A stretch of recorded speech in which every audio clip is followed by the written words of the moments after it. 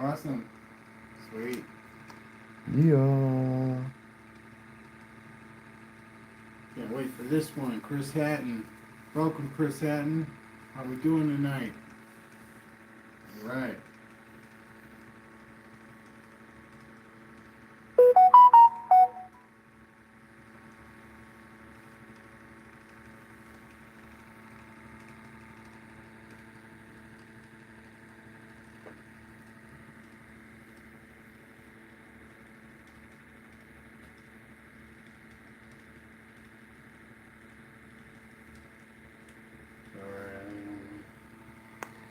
What I want to do.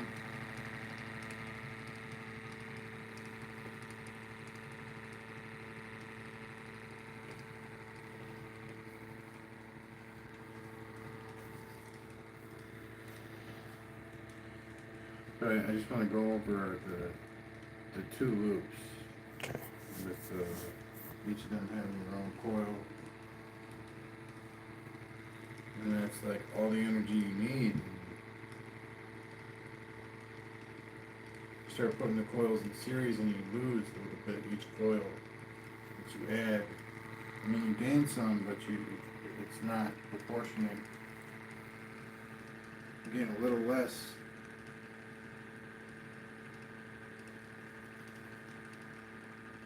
Yeah. Hey, what's up? How's it going, BLS? All right.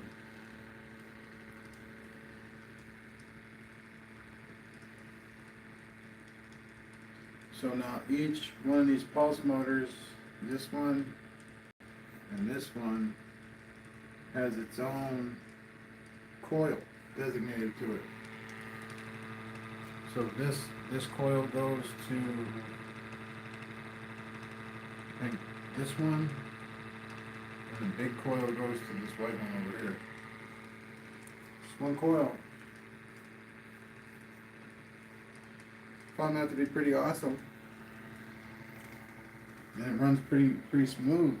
Like it's not like a pickup coil.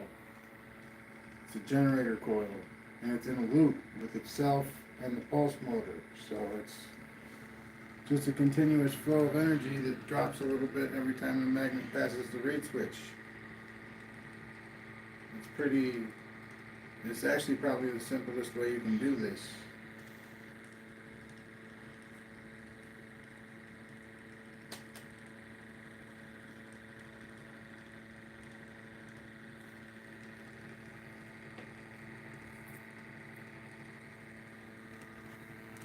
But there's, let's see, about 1, 2, 3, 4, 5, 6, 7, 8 more slots on the rotor for coil. And I'm thinking that each one of those slots could run a pulse motor. Because as you can see, there's no load on Big Yeti pulse motor up top. And it's running 2 other pulse motors without a load on it. I think that's pretty awesome.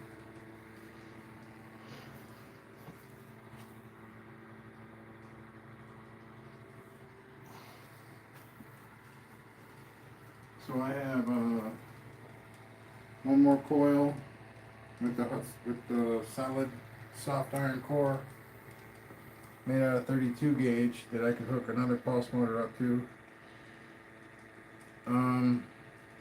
I'm building a base. I want to try something different with the shaft. So I'm building the base for this pulse motor, and it's gonna be about 2 inches high. It's gonna be about 8 inches, and it's gonna be 6-sided polygon. It's gonna be a hexagon, and it's gonna have bearings in it, so the shaft can spin. And then I'm gonna put the toroid magnets on there, the maglev magnets, so that it will be buoyant in the bearings, in the base. So it could either spin, the shaft can either spin or it doesn't have to spin, because I'll have a bearing on the rotor too. It'll have options. Free flowing options, so it can take either one at any time. If it gets stopped up a little bit in the rotation, then the shaft can start to spin without a problem.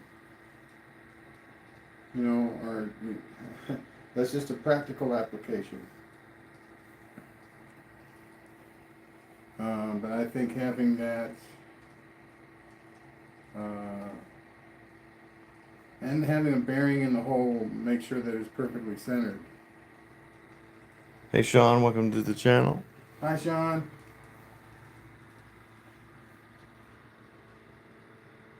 Yeah, 12. 12.9. So 13 volts. And we're drawing 0.8 amps due to the fact that we're using 16 gauge wire for the drive, which is at 120 degrees. So this coil, and this coil over here are all 16 gauge. And that's awesome, man. We're going to stop it real quick, and I'm going to show you the torque on this thing. I mean, for what it is, it's pretty freaking awesome. Thank you, sir.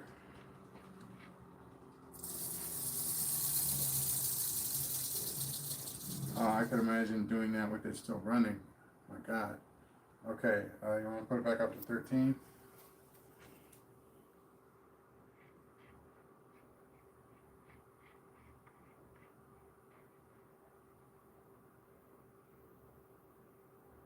All right. And then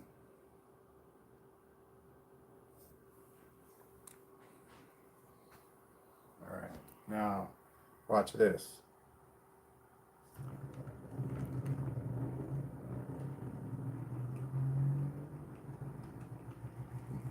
That was nothing. That was just a tap. Just a little love tap. And pow. Takes about 20 seconds to accelerate completely. Maybe a little less. Thanks, Sean. Thanks, Sean. Now, it doesn't go much faster than, like, say, 700. Right now, I think it's going about 500. So let's check it out. It gets up to that speed very fast, though. Oh, wow.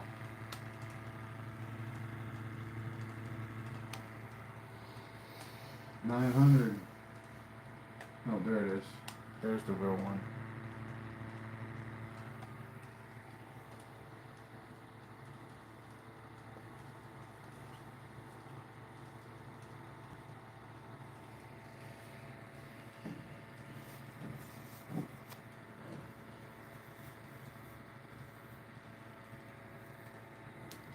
If anybody has any questions, you can drop them down in the comments and we will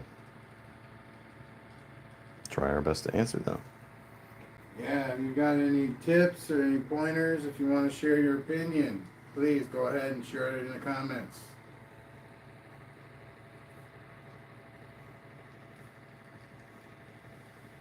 Yeah, this is a 12 volt. We go much higher than 12 volts. It'll start shaking too much. And we gotta get enough. See, it's not anything special. It's not Bedini SG. It's not Trifilar. It's not, you know, even a MOSFET. It's just an NPN transistor in a series circuit. That's it. You get 12 volts in, and you got your NPN switch. You got your 3 coils, and that's it. This is our trigger, though. We got a trigger coil that's positioned outside of the main drive coil, which gives it a ton more horsepower. Like, you don't get your little beep and everything, but you get a ton way quicker. So you get more torque, And you get more speed for having it outside. At least I do. I've blown transistors just trying to get them going. Mhm.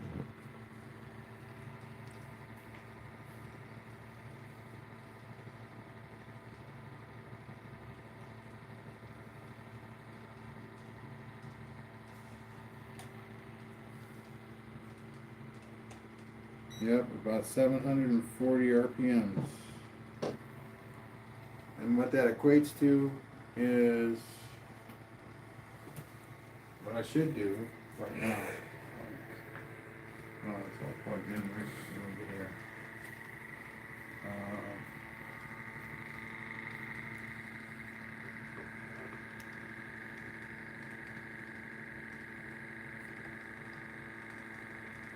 I want to assess that. Okay, so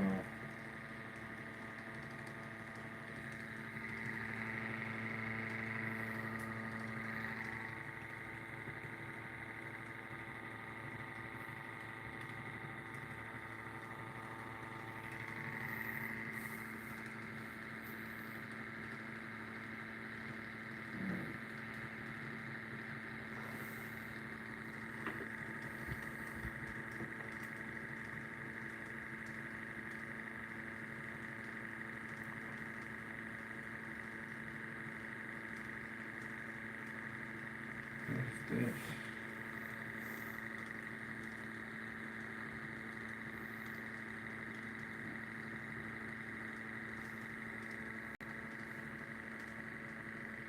Thanks, Sean. We appreciate that. Alright, I think I got it hooked up for this coil with the hard core. Yeah, we got about 200 volts coming off that.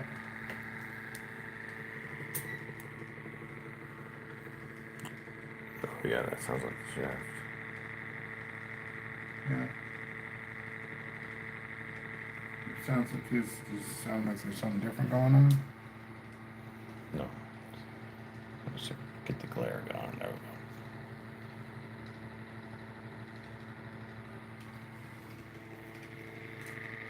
go. All is well. So we want to get. Oh, we already have that. Now let's see if we can get this. Yeah, we already have that one too. All right, let's turn on the other And it's multimeter. levitating.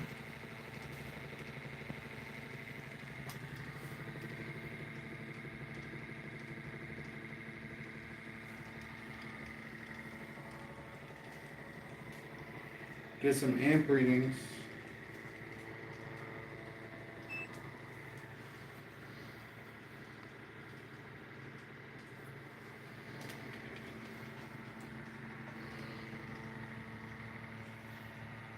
It's about 650 milliamps is being generated by the one coil. And then we're going to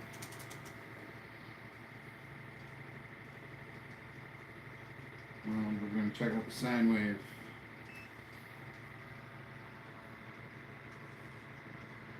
Wow. Thank you for the like. Thank you. Yeah, there's really not much going on there. I don't know how to readjust it to the center. Hmm.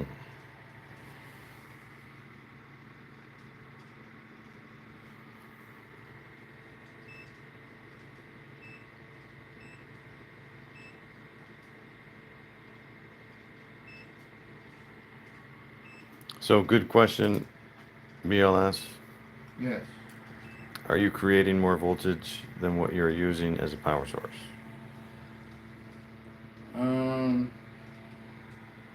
Turn for turn, I would say no. I'd say turn for turn, since there's so many more turns on the generator side, the numbers are automatically going to be lopsided. So if you do math per turn, no, it's pretty much the same.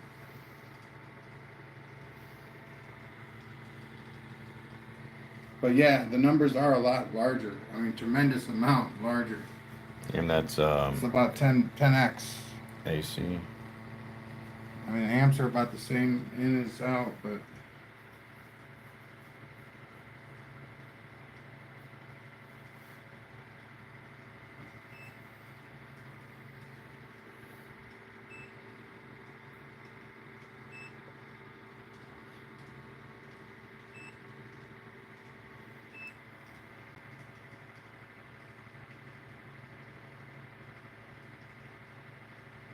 wow, this is really bad.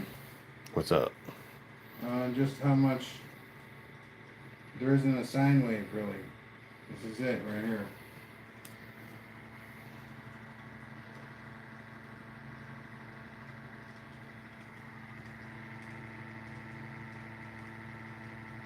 Yeah, that's not much. No. I usually get way more than that from anything that I use. I don't understand.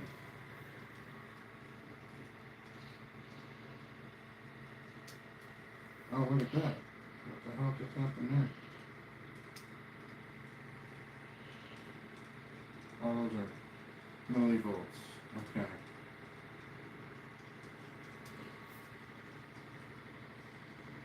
So the capacitance of that coil that we're measuring right now is 65. So that is 65 NF.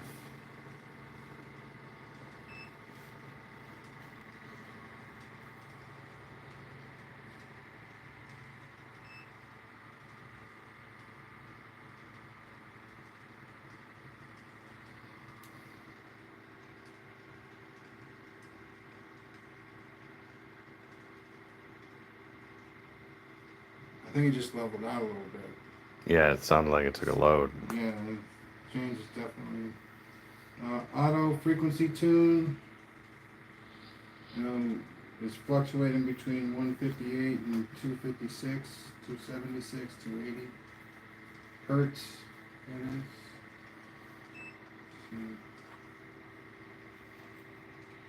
51 to 55% duty cycle.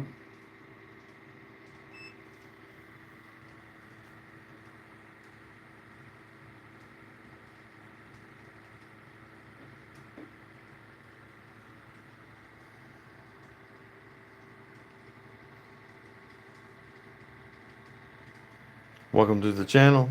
Hey, what's up, everybody? Got like 1 amp of DC being generated and almost 700 milliamps of AC. That's current though.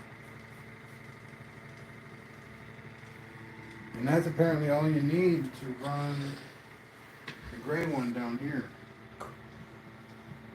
in a loop. So when I say a loop, what I mean is the end with the tape is connected to a diode, which changes it to DC, which is connected to the reed switch, which is connected to the coil, which is then connected back in to the coil on this pulse motor. So effectively connecting the loop. As long as this is moving, the loop is going to be strong. Because if it stops moving and it gets caught where the light is off, then it's going to be an open circuit and it won't generate, won't work. Oh man, I'm going to have to put the smack down. Alright,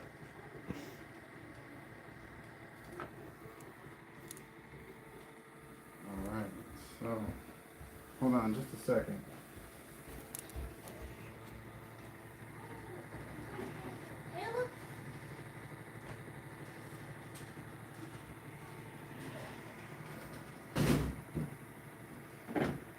Alright. So yeah, about the stand that I'm gonna build. I'm building it at 30% infill on a honeycomb. So this thing is gonna be really, really heavy and really, really solid. And hopefully it'll keep everything where it needs to be. And hopefully, you know, I'll figure out which one I'm using. You know, I'll get all the pieces together and I'll make them all uniform for this build. But it's weird because it's gonna be a combination of two styles of shaft. Because the shaft is gonna be free to spin, but the shaft is also gonna be there's also going to be a bearing on the rotor. So the shaft can spin, but there's also going to be this bearing on the rotor.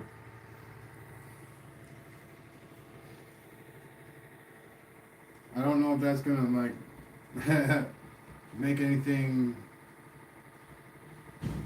better or worse, or I have to test it yet, see if it's going to function right. Sounds cool to me. It should be cool. But I gotta wait for the filament to get here so I can print the base. And then we can get cracking on that. The hexagon. Yeah.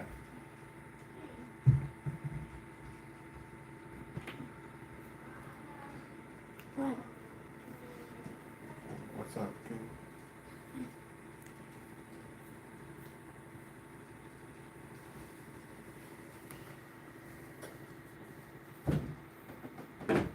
Yeah, we don't want cats.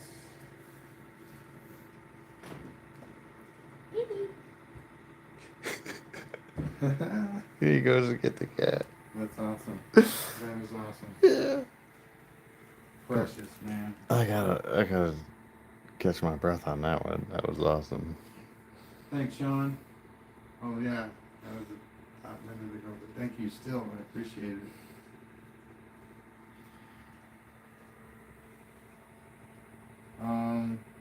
So, I mean, literally we're kind of funding, for,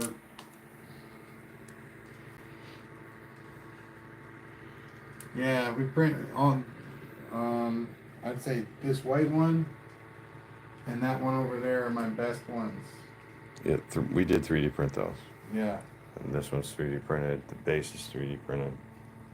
The stands they go on are 3D printed.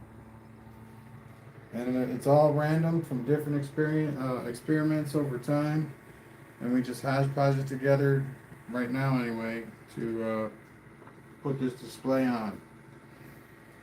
And we're looking on getting a little bit more sophisticated. So like I was saying, and I apologize, I'm kind of short of breath, but in order for us to continue to do this, we are accepting, you know, Oh, bro. okay, yeah, no, we're crowdfunding, we're accepting donations, we need support, or this is eventually all gonna stop.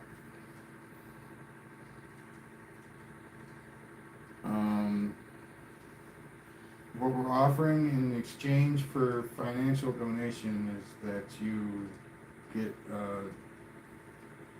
my ear attentively as to where this project should go. Not that everybody shouldn't say what they think should happen, but the people that, you know, put down a little cheddar to get listened to will get listened to first. So if there are conflicting ideas, you know, the ones who wanted to continue are going to be listened to first. Thank you for the likes there. Really appreciate it.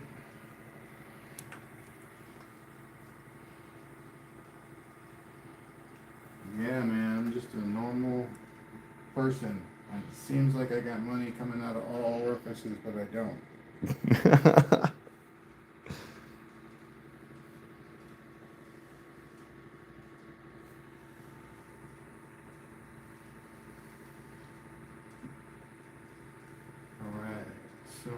forget what I was. So you explain again what you have set up here. What we have is pulse motor, radial. It's 120 degrees. Drive circuit. It has 16 gauge coils at 120 degrees with 250 turns apiece. That's what is making it move and continue to move under load and core. Yeah, those three. And we got a trigger coil out there on the side. Perfect. And then 2 generator coils. And each one of those is powering another pulse motor on its own. So the big one goes to the white one, and the full one, yep, that one goes to the gray one. Perfect. And they're generating about 200 volts apiece on top of 200 volts and about 660 milliamps of current on top of whatever they're spending at each pulse motor.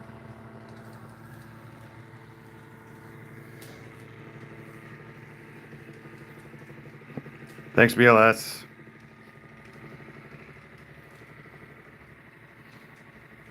Yeah. Yeah, I mean, the way I learned it isn't very scientific, but yeah, I'd say this is all real, for sure. So each one of these coils is generating at least 220, 230.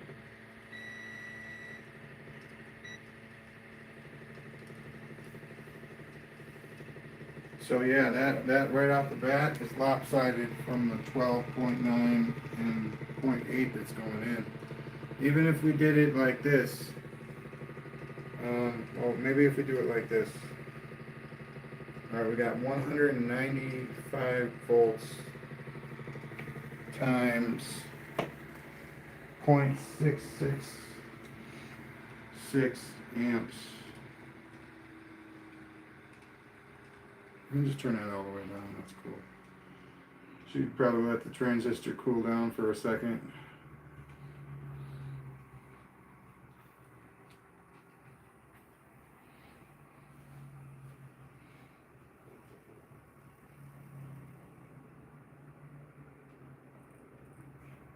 So I was thinking that the 200 volts and the 600 milliamps is going to be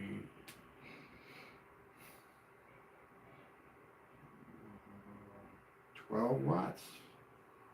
1200 volts. No, Say it again. 200 volts Mm-hmm. and 0.6.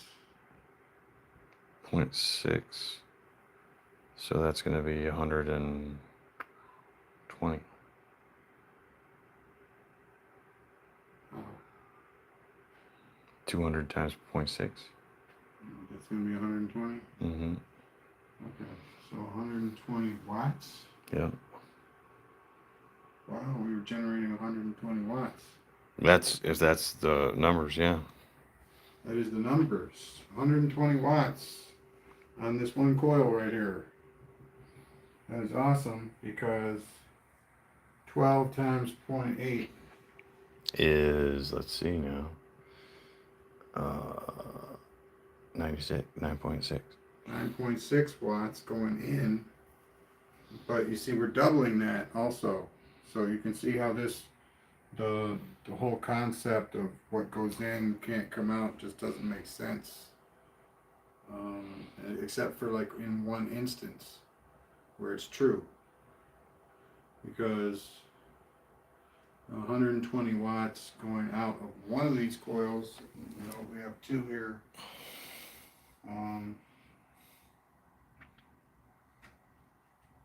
Is God 10x basically, right? right around there, 10x, maybe 11x. However, comma, we have 750 strands, or 750 turns, sorry, in the drive circuit. And then we have 22,000 plus 18,000, so that's 40,000 turns in the generator circuit. So you can see how that, although it's not, I don't even know if that's really a thing, but I do see how that is kind of skewed. That the generator side is severely lacking in copper. The drive side in comparison to the generator side.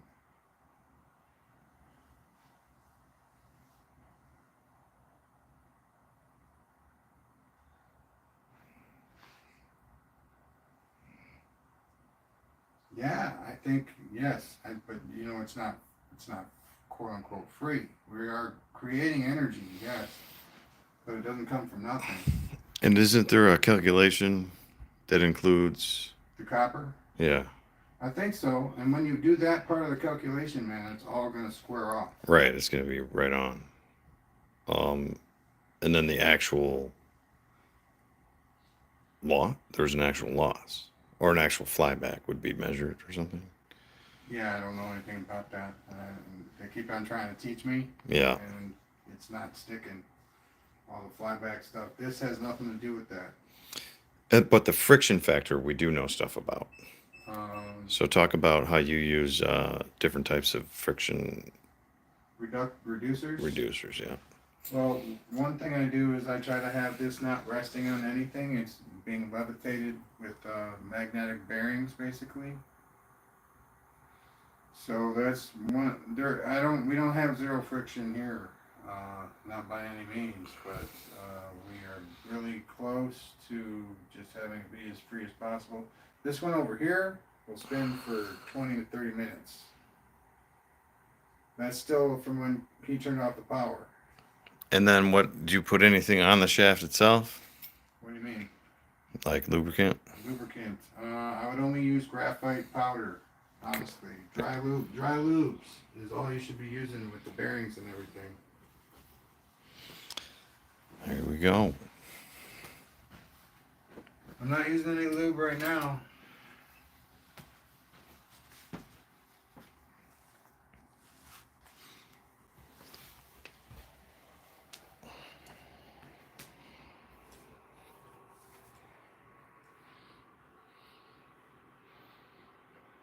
Yeah, this one right here stops almost immediately because it has the drag of the two cores.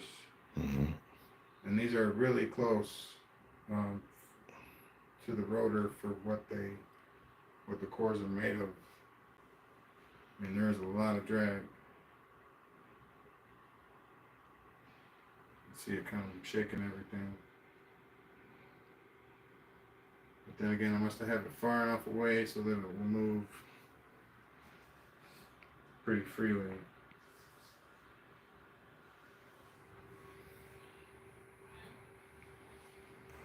I can get this one up to like 1400 RPMs when I hook it up in there. And I have, we might as well do that.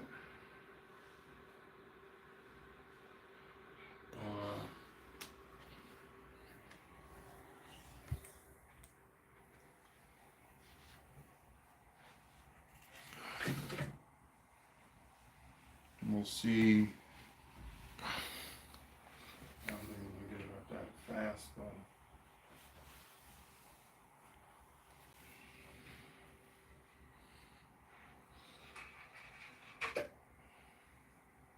That's awesome. Nice placement.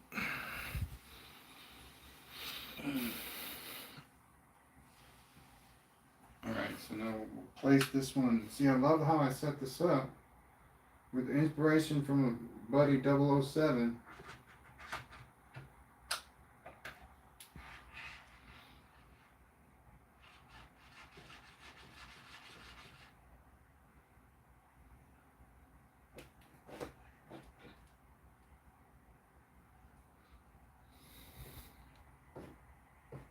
Oh, it just got really hot in here, dude. Mm-hmm. What happened?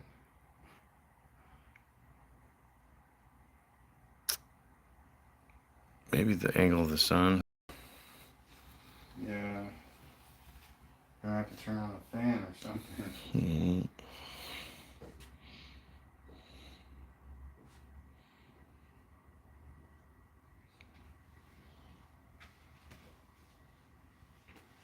Alright, so this little devil, the bearings are true. Or truer. Put that back.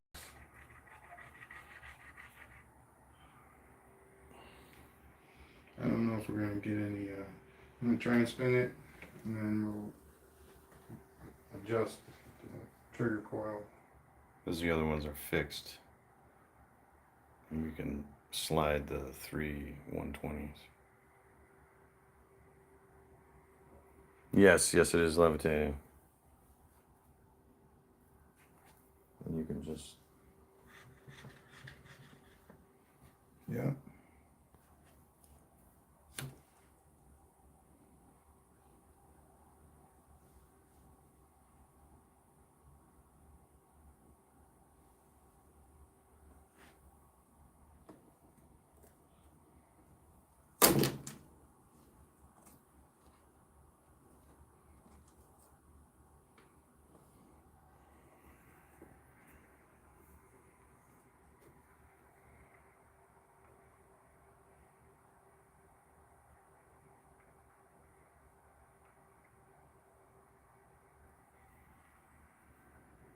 There we go. Heck yeah.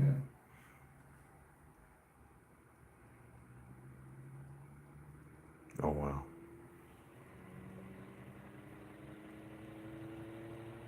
Holy moly.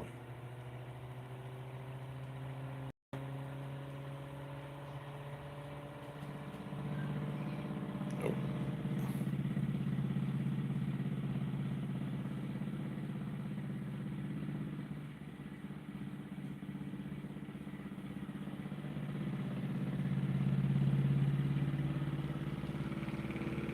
Holy moly.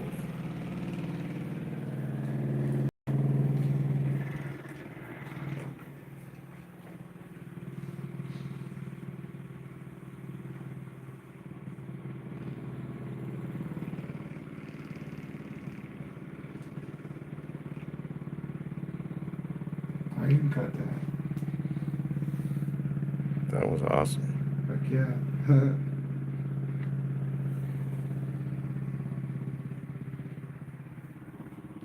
Once it gets going up to speed, it'll you can move it back, and it will function even better.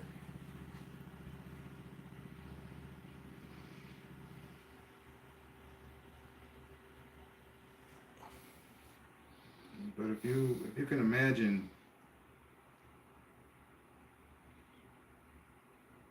instead of having a flange in the base, we're going to have a bearing. And I mean a coupler flange where you tighten it down, and we might have one of those too. So we'll see exactly how we're going to put it together. And then we're trying to get it so we can have this pulse motor spinning this way and have an identical one on top spinning the other way.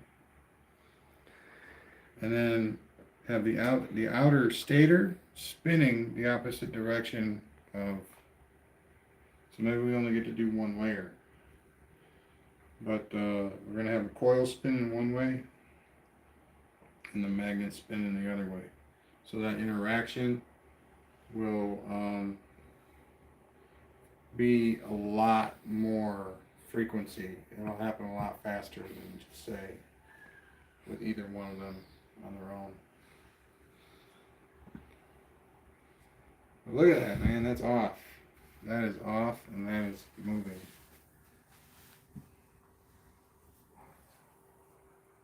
Oops. Finger. Oh no.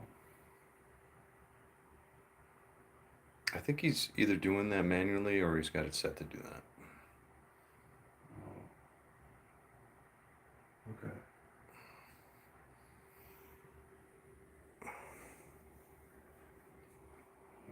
That's whipping. Wow, that was going so fast.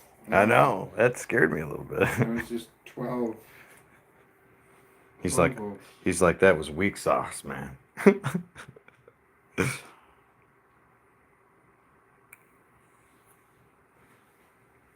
I like the way this one moves better than the big one, but the big one generates so much more electricity than the little one. Even when the little one moves 300 or 400 RPMs faster, then it's like not worth it.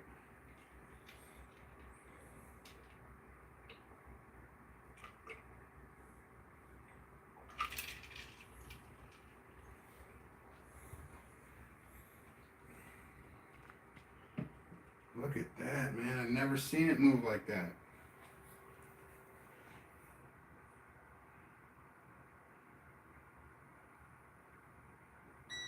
That is crisp.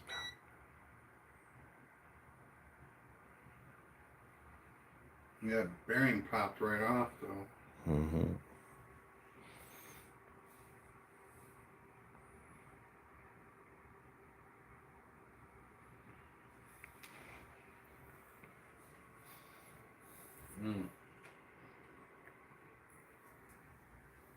So I don't know what I want to do. What do I want to do? I think I want to put it back right now until the filament comes. Yeah, we're waiting on some 3D printer input materials.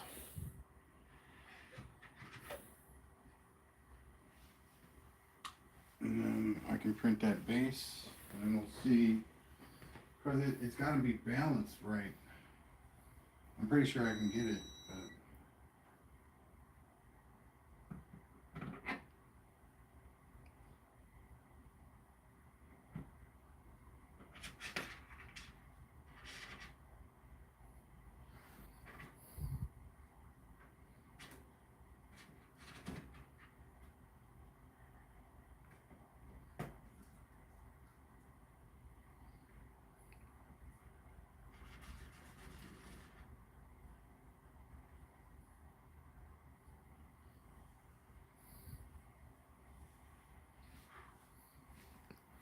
That is some focus.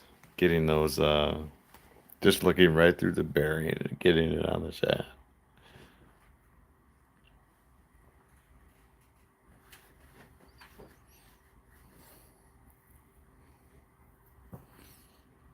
well, there is another one that'll fit on here and work right. It's the 12 magnet rotor. Mm. But I don't want to lift up all these coils.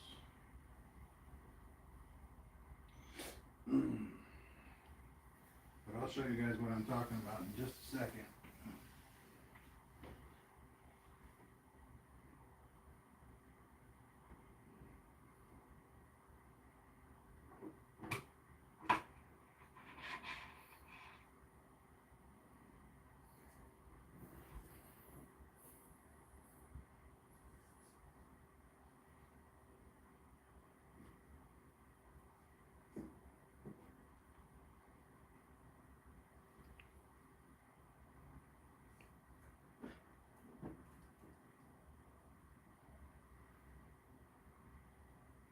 I think that one might be good.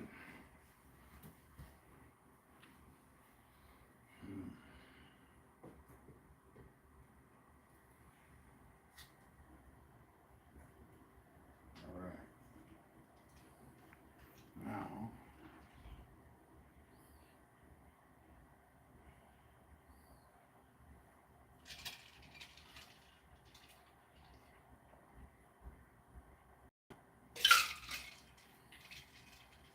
alright, that's good. The ice is nice and cold.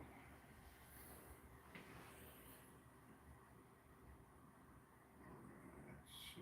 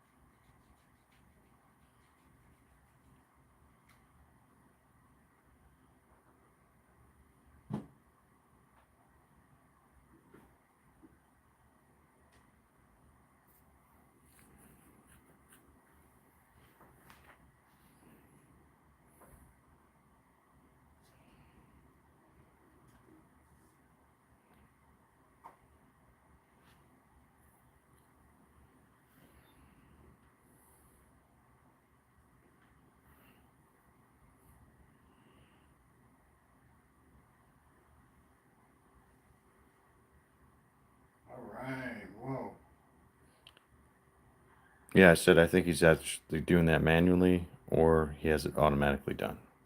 Okay.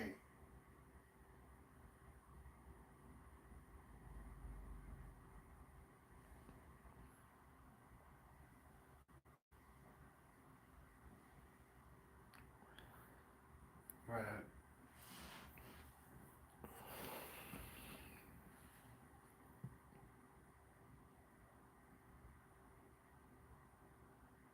Yeah.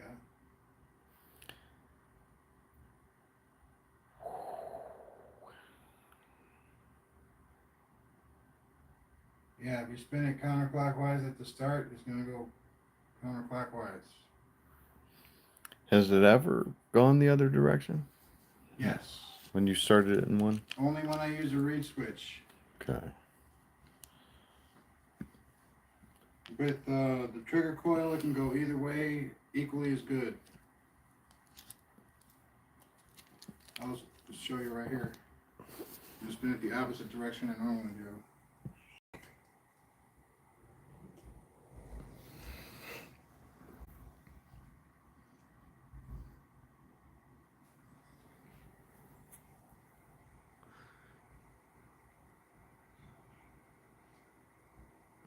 And then it kept going.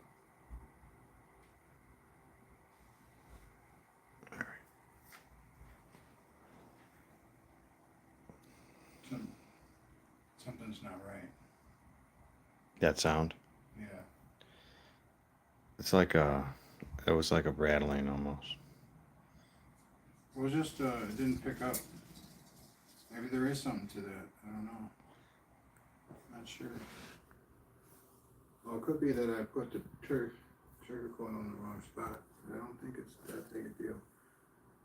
Here, I'm going to try the other way now and see what's up.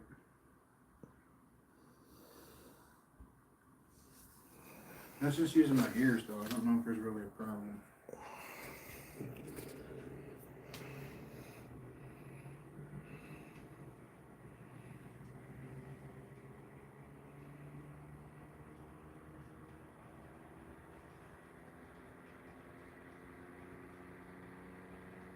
That one starts it on its own. I think because the momentum wasn't right on that last spin. We didn't get the right timing, I guess.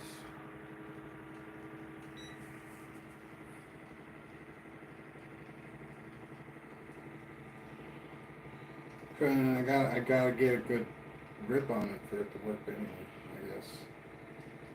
Actually, that doesn't make sense. I can barely touch it sometimes.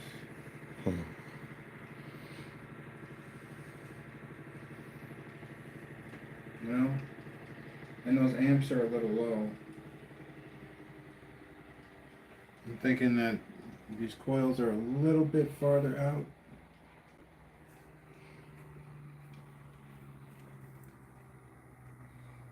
There we go. That one's good. This one I gotta do again.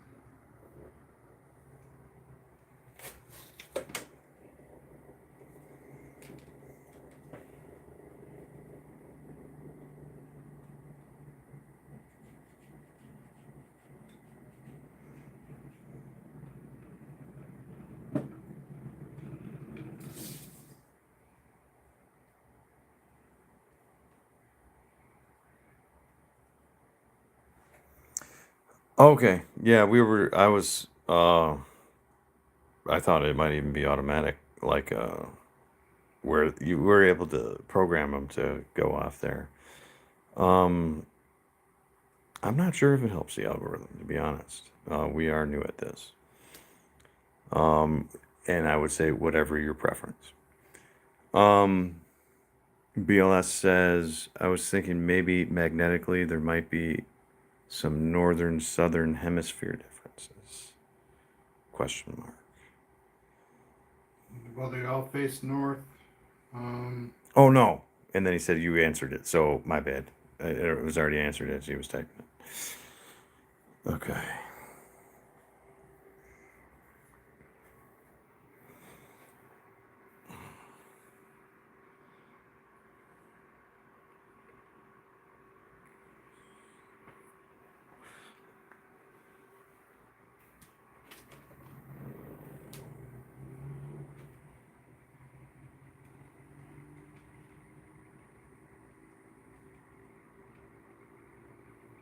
So that's the opposite direction.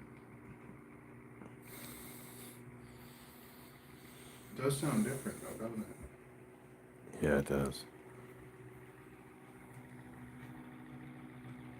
Like a hum.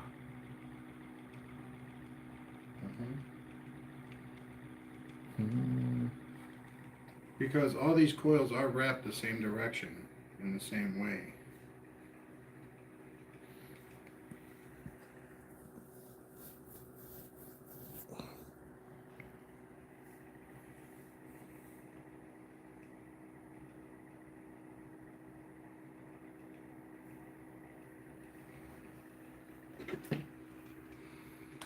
That's going like maybe 420. $20, 4 fingers. Alright, I'm gonna spin it the other way.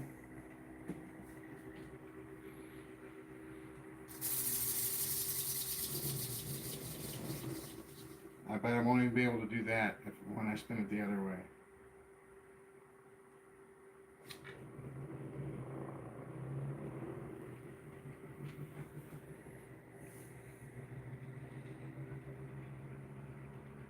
So that's way different. Oh yeah, hear that.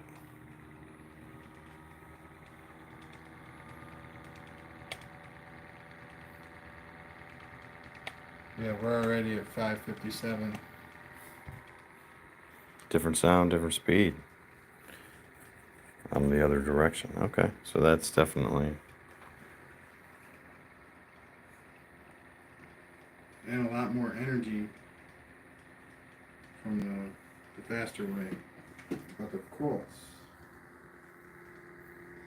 I guess that I've always spun it the same way because that's my right hand and that's just the way it happened. Yeah. And since it's the best way or the right way, well, that makes me feel good about being right-handed. You know what I mean? Do magnets act differently in the northern hemisphere than in the southern hemisphere? Where are we drawing the line at? Let me see. I know of other currents that travel opposite, and wonder about magnets. I don't know. I'm pretty sure there's a commingling at some point of the north and the south towards the hemispheric line. They commingle for sure. To the point where I believe north is going to be stronger than south all the time. Okay, interesting. Oh.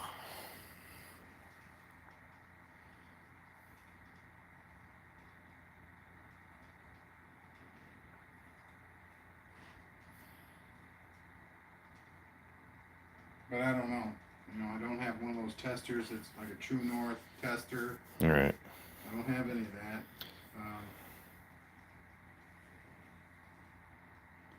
These will not start on their own without some physical influence then? There is a quote unquote trigger coil or trigger strand that you could use to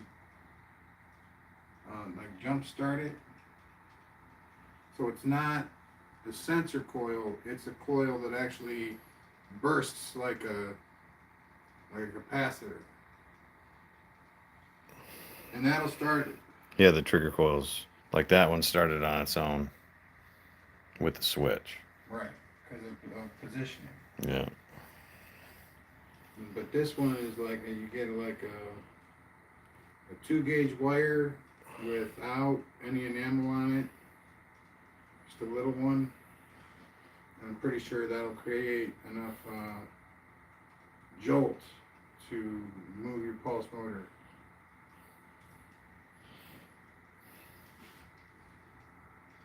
Great questions. Yeah, really good. And I've only heard like on YouTube answers to your questions. So this is what I've heard from other YouTubers. And maybe only once or twice, and I've been doing it for 2 years now, so a year and a half. So I don't recall specifically, but I've heard about it before.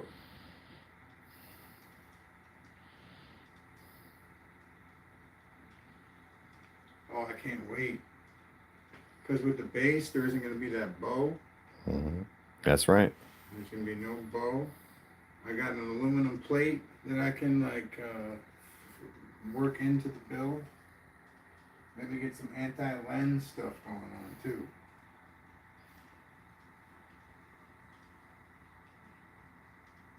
I have no idea what it is. Just heard about it, and I'm willing to. If it requires aluminum, I have both aluminum wire and an aluminum plate that I can use.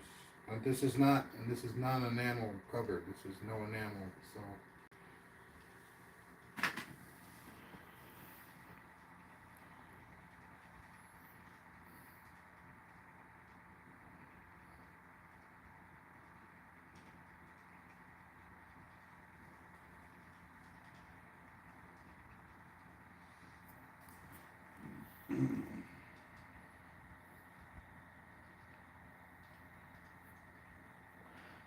I don't know if that would work though, honestly. That's just what I heard, having that little wire, like a 4-gauge strip of wire, and then you just like, you pulse it, and it'll have enough to move your magnet if you position it correctly on the magnet. So like right on the fringe, you put that wire right there, it'll jolt your pulse motor.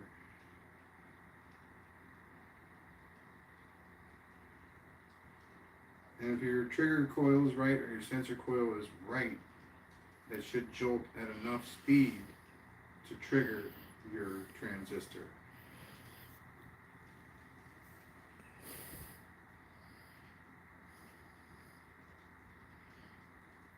Oh yeah. So they don't. Is this so we don't get our minds read? Is that why we do it? Or, That's funny. I think. well, I mean, I do it too. So. But yeah. What's up, Decoy? We've had a couple of shocks, electrical shocks for sure. Oh, I'm gonna try and stop this right now. All right, check this out.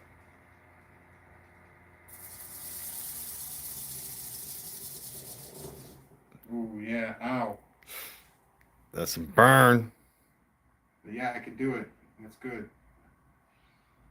Yes, yes, we are brothers.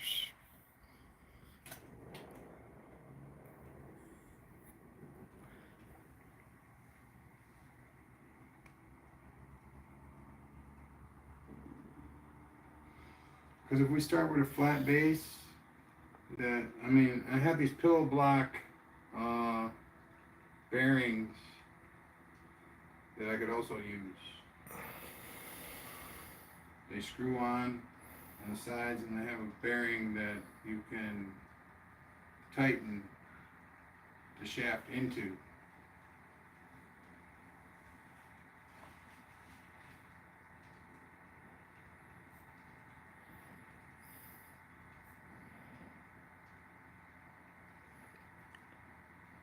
I mean, this is about as simple as it gets. The only way we could make it simpler is if I put a reed switch on this one. Right. This one's actually got a transistor, a trigger coil for its pulse. The other two are just reed switches. That's what I started off on, was reed switches, and I'm like, well, I know they can go faster than this. So like, how do we make it go faster? And it's like, well, a lot of things. You got to balance your rotor. Your rotor's got to be good, or you're not going to get over 1,000. You got to have transistor or a MOSFET. You got to be able to channel some current. So a MOSFET is more, apt for that. I have this insulated gate that will do 25 amps. Got it. 600 volts. But I don't think there's enough going on here to merit using something like that. With 0.6, amps being, you know, that we need. So there's nowhere near 25. I mean, come on. Can't even get it to run. There's not enough going on here.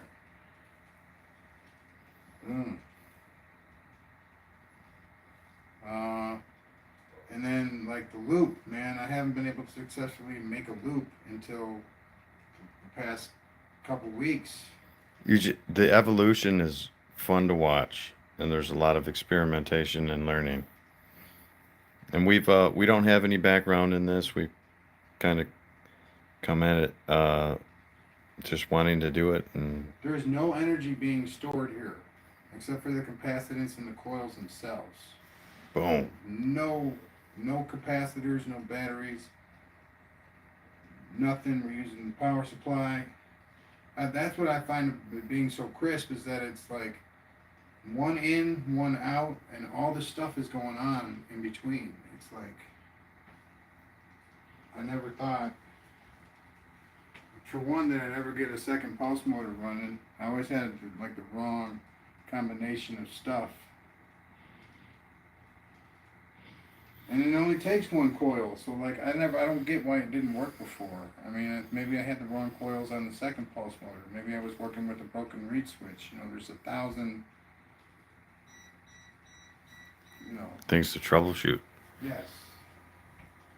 1,000 things to troubleshoot. And you know what? That's all right. I love how free that white one spins, man. It makes me happy every time I think about it. Looks like a little egg, though. Mm-hmm. I mean, it's printed to the point where they'll just slide in there, but they'll slide out too. So that I had to put a cap on them. They weren't reduced in size, the holes at all. They were perfect fit. And so I capped it, but I left that 1/4 inch on the bottom, so I just put a 1/4 inch cap on the top. And it ended up looking pretty dead even. I'm gonna hand off the phone real quick.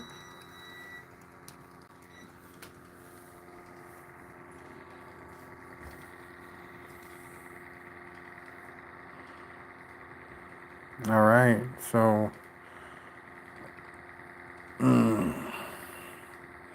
what are you gonna do, bro?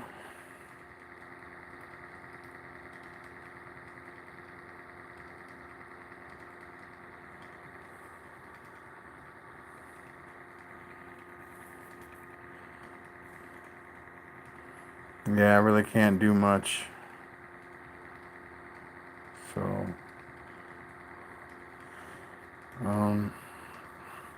another thing that I love is how much speed we're getting on this gray one over here. 4-magnet rotor.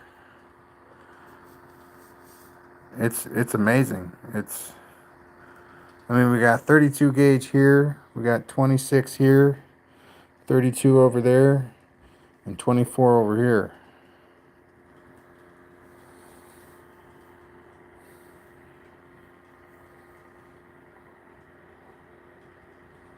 Ah, thank you.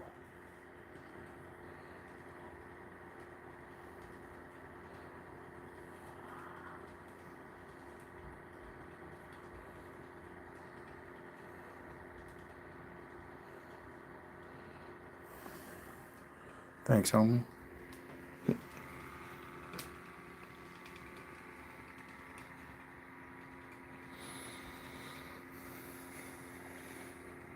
Yeah. Woo! First super. Awesome. Thanks for the super. Hey, we're like actually sucking a lot more power out of this coil than we were before. I think though that pulse motor over there is moving a lot faster than it was before, because this says 160, 170.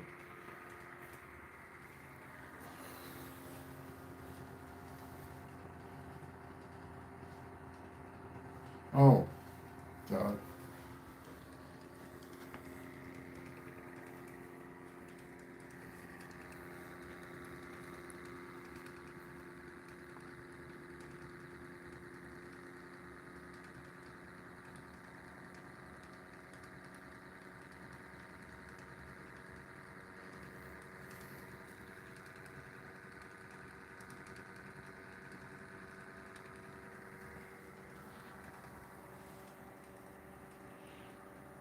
That's great. It's not very stable, but it's good. It is good.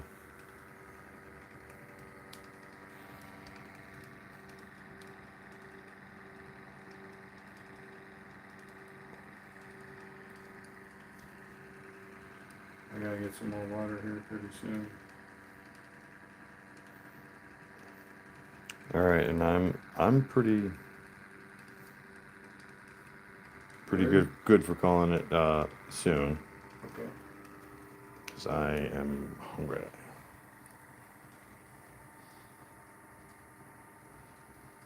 And then we'll schedule the next live too. Alright, sounds good. Hey everybody, welcome to the channel. Hey, what's up, everybody? Like and subscribe, drop a comment, super chat.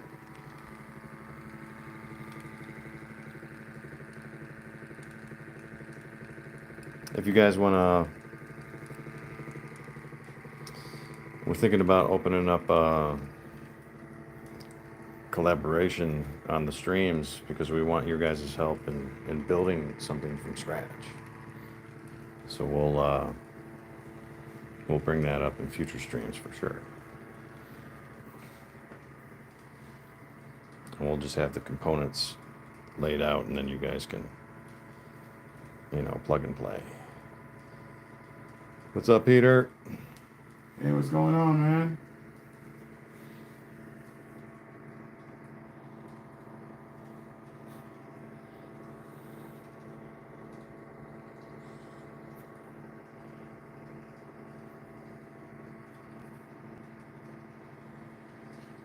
Wrapping it up. Yeah, we're about to go grab some food.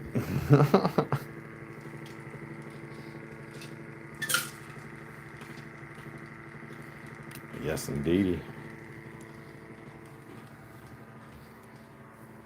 I might make a few 26 gauge coils to run as an alternate drive for the 16 gauge coils. Yeah, I hear that.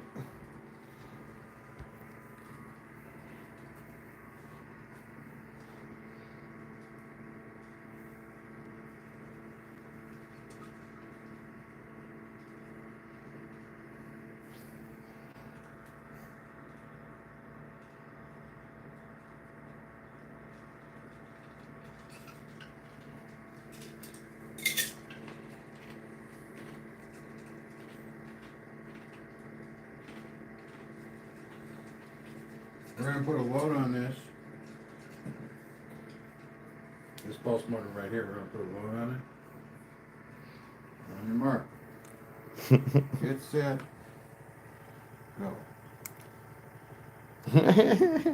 We want to stay on. There it is. That was funny.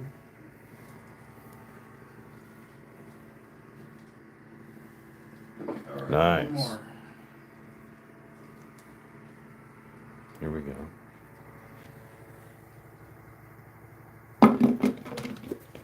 Nice. Nice. That was awesome. Heck yeah. So, what am I thinking?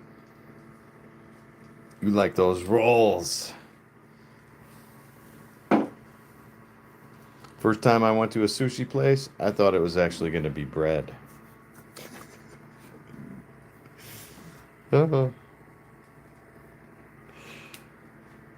All right, so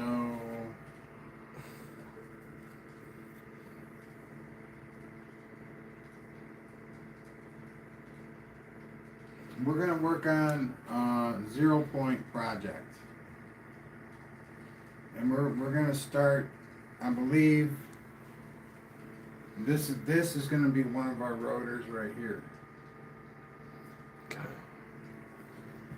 Now, what it is, as far as I know, is that it's like 2 rings of Saturn, right? You got your ring with the magnets on it, and then you got your ring with the coils on it, and one ring is spinning one way, and the other ring is spinning the other way. Right? And they're hooked up like that. Or are they one on top of another?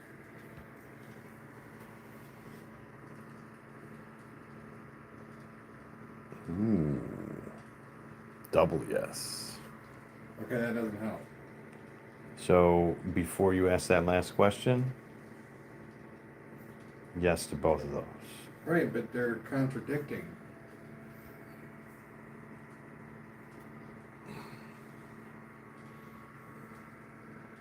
Okay.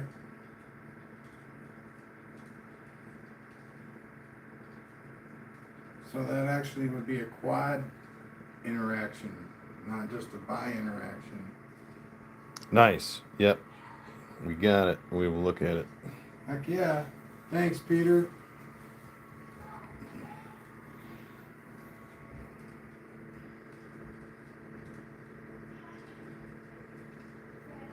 Ooh, Galaxy thanks. Let's do it.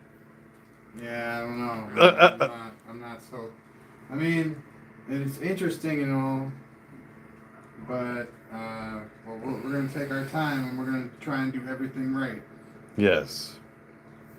But I see this as being a very complex project, just figuring out how to make it happen.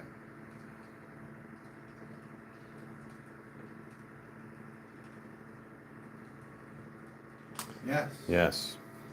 Yes, we just need to leap forward in space-time and tell ourselves how to make it happen. Because every single I'm joking. every single dot in space correlates to Another dot in space. the dot in the singularity, the Big Bang. You know, if that theory holds. Well, it's not even. It's something like that.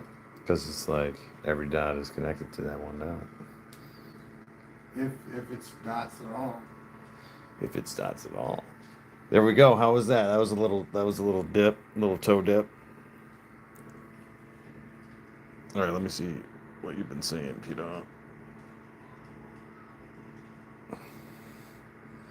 There we go. That's a good way to think about it. Electromagnet moves the space at a certain time. The time opens when the field collapses. Yeah, we're not going to be doing any kind of timing like that. I don't think. I don't have any like 5.56s or anything like that. What I was thinking is we would make them equally. We would time them by the degrees. We would time them by degree. And I mean, if the field collapses automatically, then it's a constant. And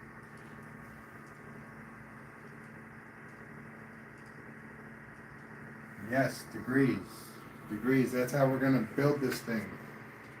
Unless we can get into collaboration and have a chat about it, that's how we're going to end up doing it. At 40 degrees of separation, you know, like we're going to discuss how many magnets we want on the rotor. We got 40, we got 90, we got 45. You know, we got all different types of degrees of separation that we could use. I see what you mean by an egg now. Yeah. It's not a perfect circle. No? But that's 3D printing. I'm getting better at it. Well, it's just a lid. I put it on wrong compared to the bottom part of it. Okay. But yeah, it is. I put it on wrong. Absolutely. No, I don't think we'd use a reed switch. I think we would use trigger coils, if I'm not mistaken, or a Hall effect, maybe. Something that's really sensitive. Like this reed switch right here, I had to put it underneath the pulse motor for it to actually work.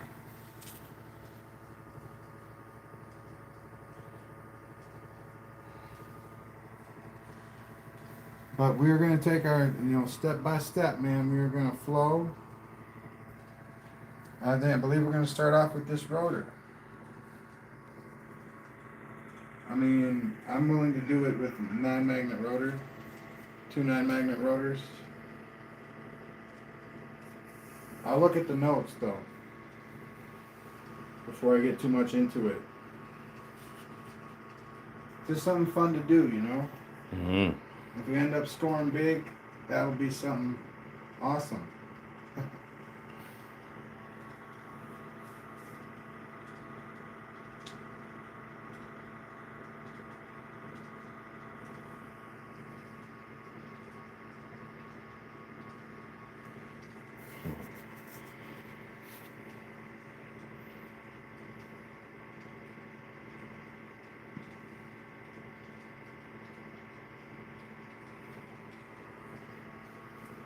Oh, dude. Let me go grab it. I already have a rotor that we can use for that.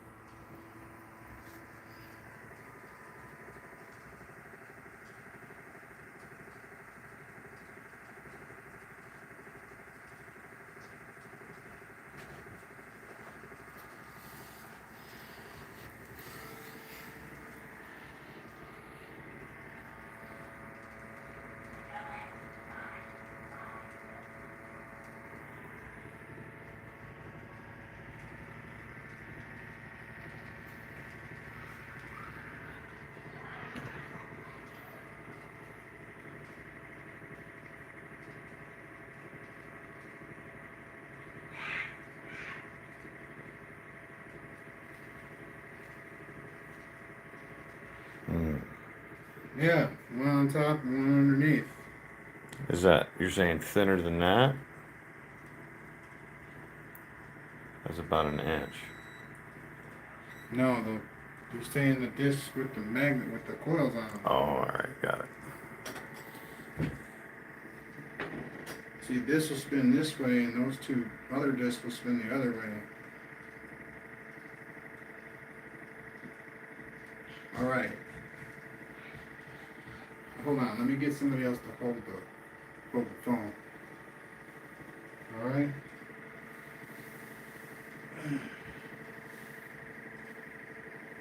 Or I don't know, because we were kind of getting ready to call it a night here. I love how fast that's going. That is really awesome.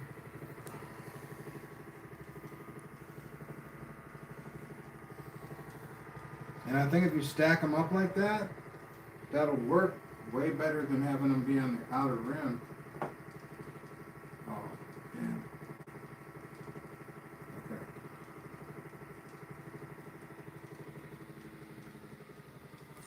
My bad.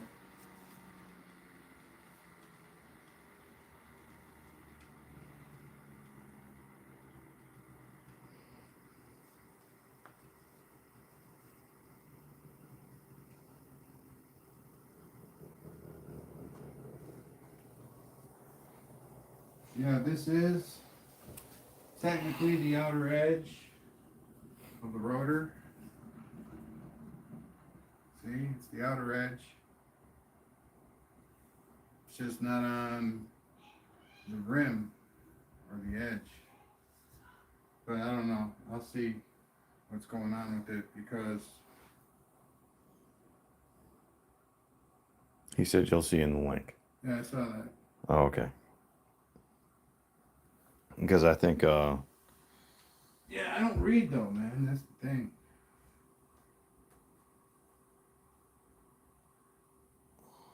What were you saying? Brother man?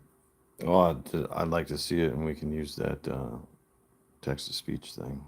Yeah, yeah, absolutely. That'll help me a lot. Mm. I mean, I do read, but I mean, it hurts so, it hurts, literally. You're gonna be all right. Yes, you are. Yes, ladies and gentlemen, I did all of this with only reading posts in YouTube. I accomplished all of this. It's not a lot, but you know. Hey, you're doing great, man. Look at how far you've come. Yeah, it's just everybody's got a different way of saying the same thing. It's kind of weird. But I can't wait to see the link and get cracking on that 0 point. See what it's all about.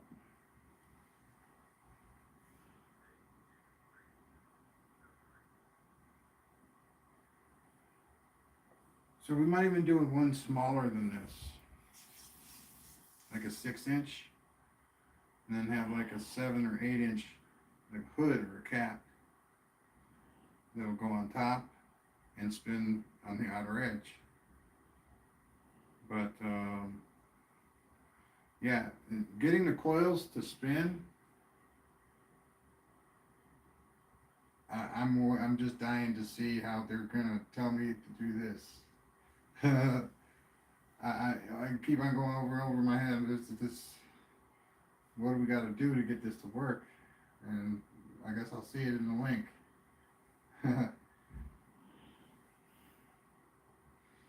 Because I could see it with like a mechanical, something like a spinning one of them, and then like just a trigger coil spinning the other one. Because that would work with the other one. But the coils, I'm having a lack of knowledge. But thank you very much. Peace out. We're going to figure it out. Please subscribe. Hit the join button. Get hooked up on the Discord. And we'll get right down to business. And please don't wait. I'm not joking though. Don't wait around. Subscribe and join as soon as possible. We'll take off. We'll get going on this. I'm perfectly capable, just as capable of you as doing this. Getting your ideas out there. And thank you very much. Have a good night. Please subscribe. Bye now.